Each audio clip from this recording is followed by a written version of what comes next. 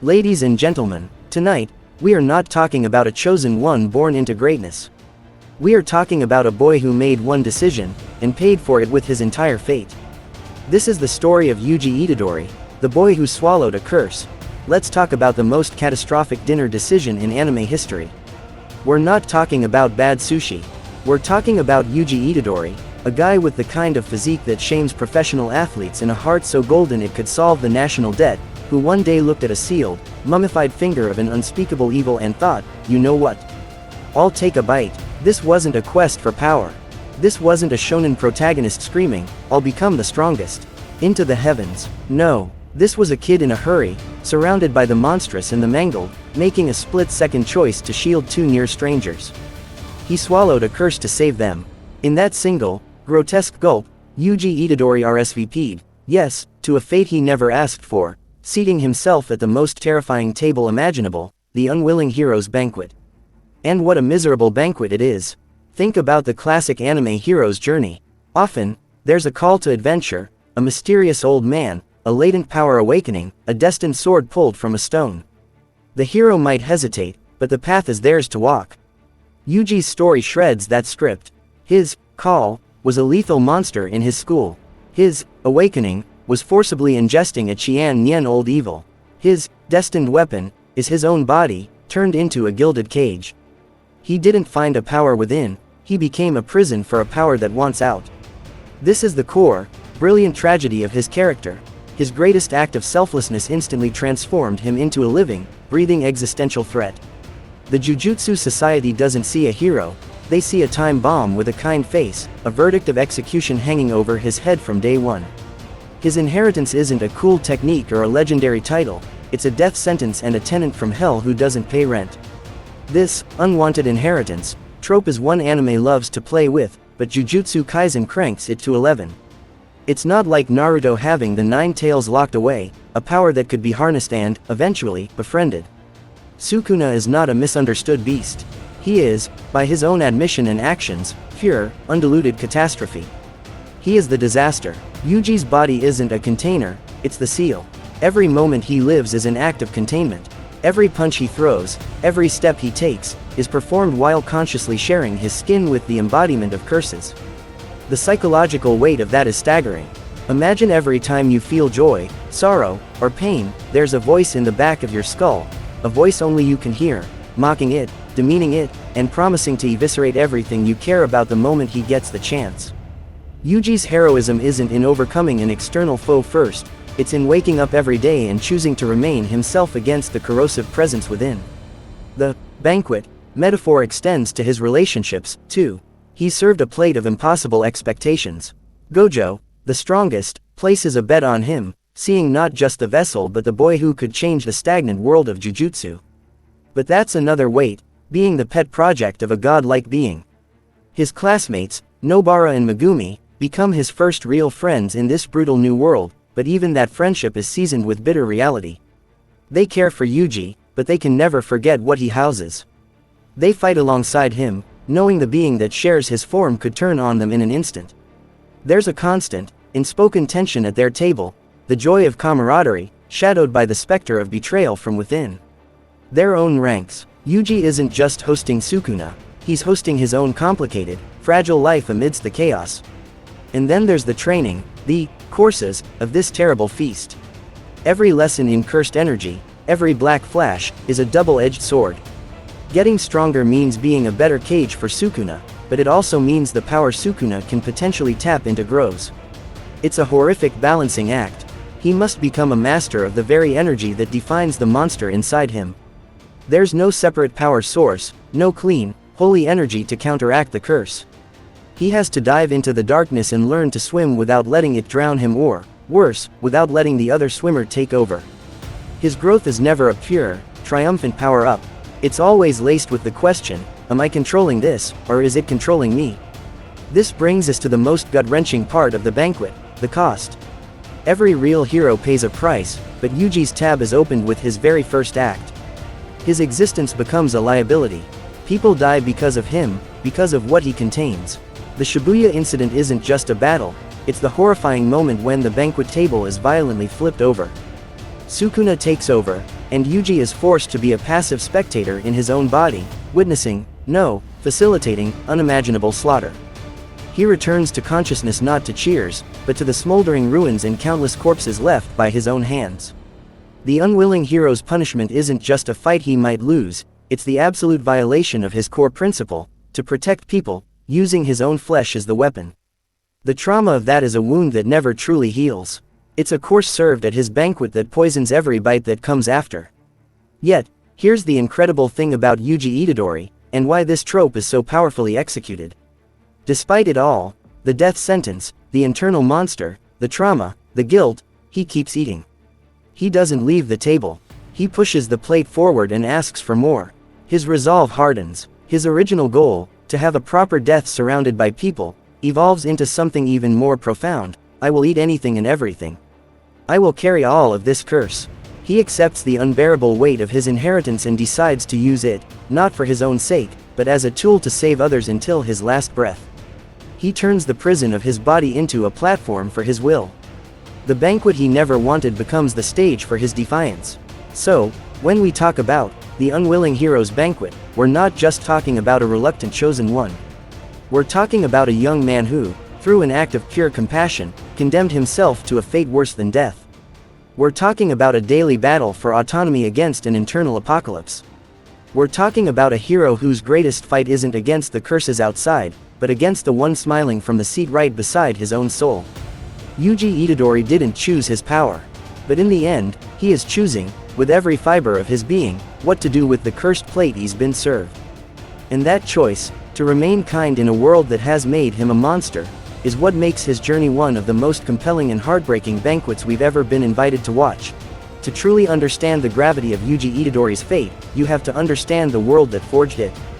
Jujutsu Kaisen is not a story about good triumphing over evil in a clean, predictable shonen arc. No, it operates on a different, far more brutal and beautiful wavelength. It's a world where the very negative emotions of humanity leak out, fester, and coalesce into monsters. It's a system that is inherently unfair, grotesque, and tragic.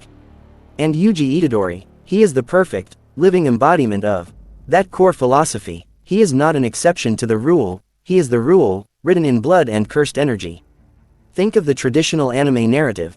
The hero fights, struggles, and grows stronger to protect their friends and create a better tomorrow. Jujutsu Kaisen looks at that blueprint and asks a devastatingly simple question: what is the cost? And it demands that the cost be paid, in full, often in blood. This is a story where self-sacrifice isn't just a noble, one-time gesture, it's a recurring tax on your soul. Yuji's entire journey is a receipt for that tax.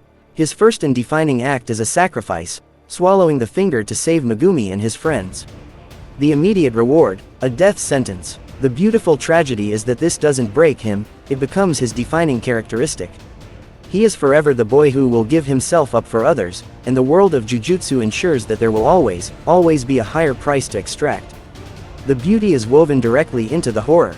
The animation soars with breathtaking, fluid fight choreography, a ballet of violence where every black flash is a crack of stellar light in the darkness. The character designs are a fusion of the terrifying and the utterly cool. But this aesthetic beauty only serves to heighten the tragedy. It makes the fall hurt more.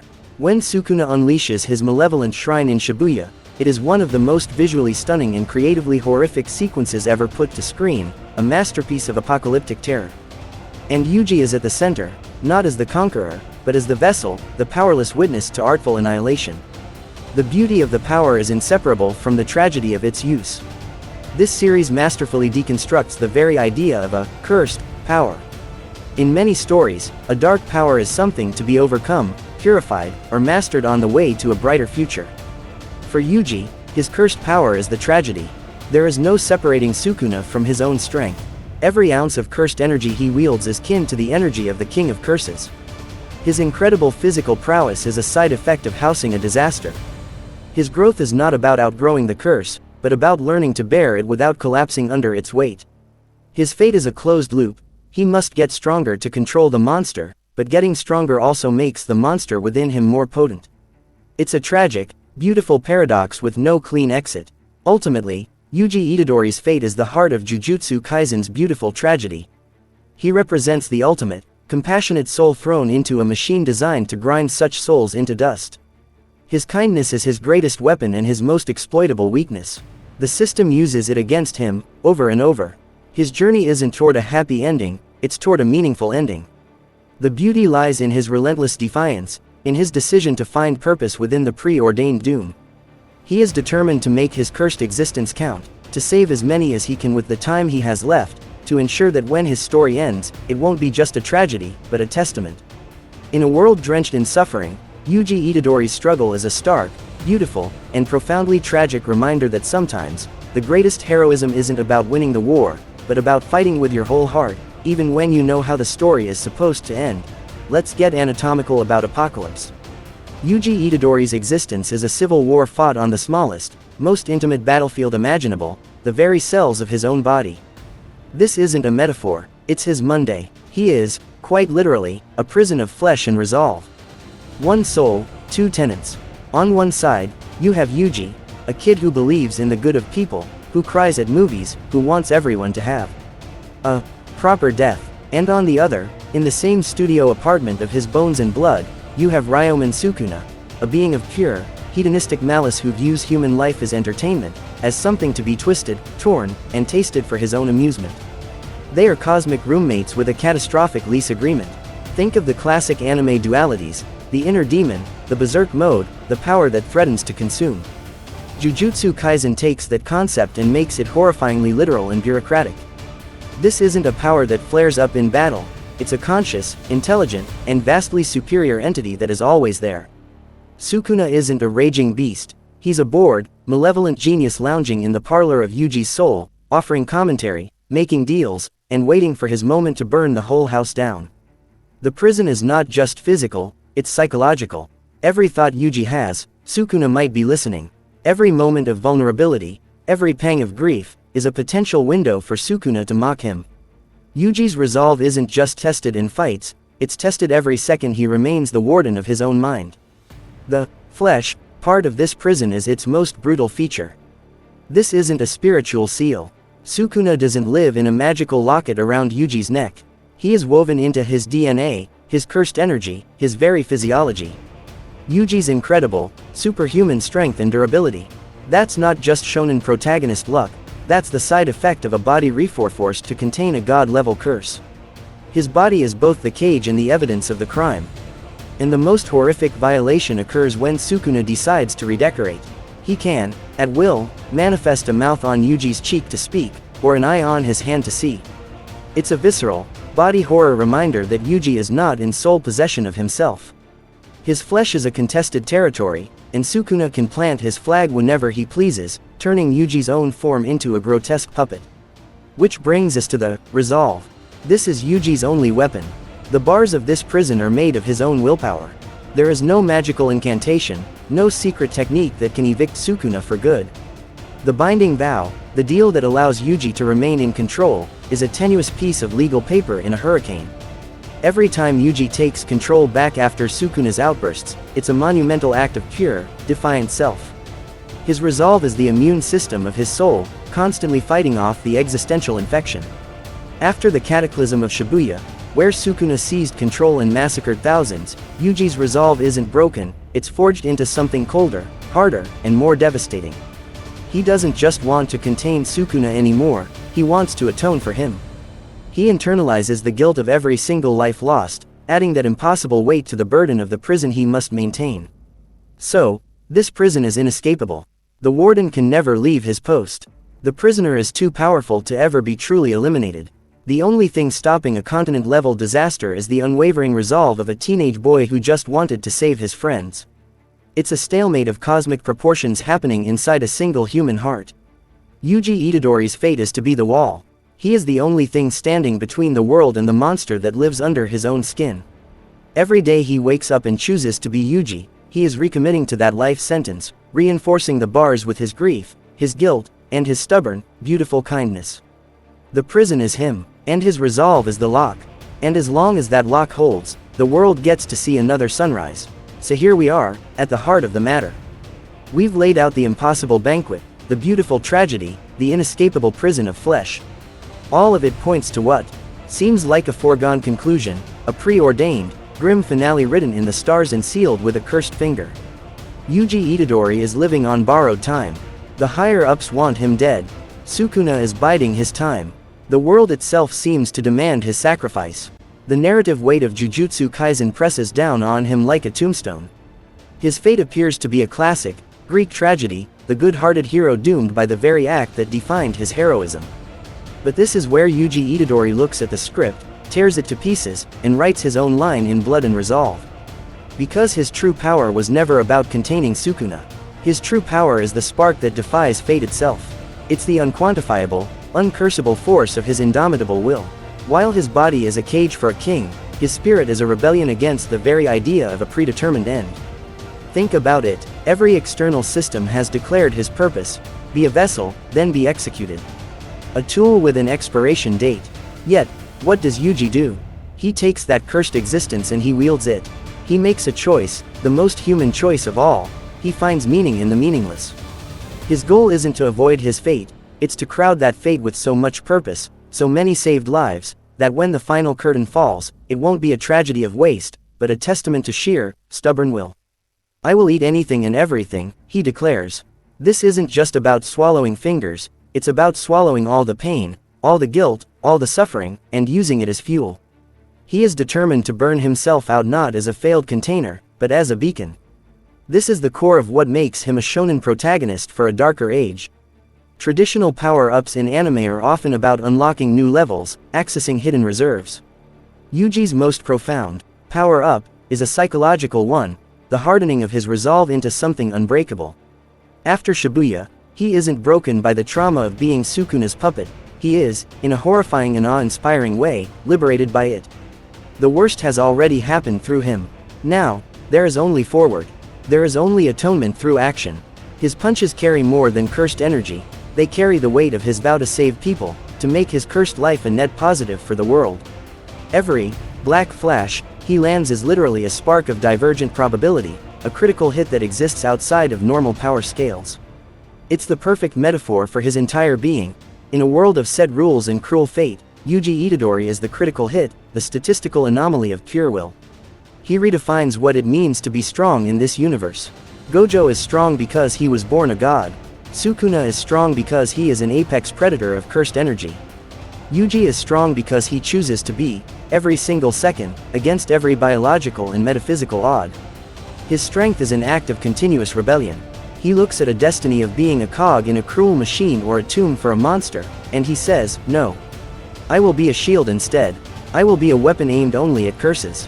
I will use this damned existence until there is nothing left of me but the people I saved. So, the spark isn't about preventing the end. It's about defining it. Yuji Itadori's journey assures us that a story's ending isn't just about the final period on the last page. It's about all the sentences written before it.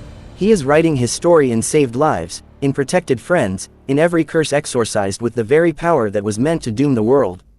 His fate may be sealed, but his legacy, the brilliant, defiant spark of his will, is entirely, beautifully, and heroically his own.